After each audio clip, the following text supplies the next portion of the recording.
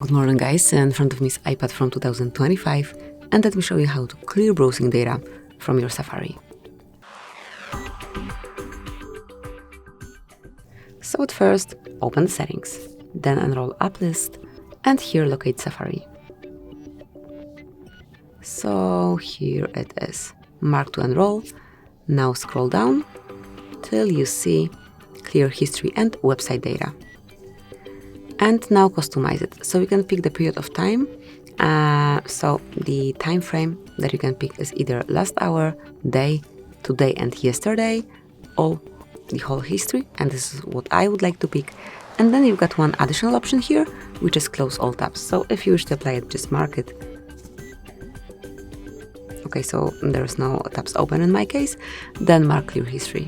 And that's it. That would be all. So thank you for watching. Please subscribe our channel and leave the thumbs up.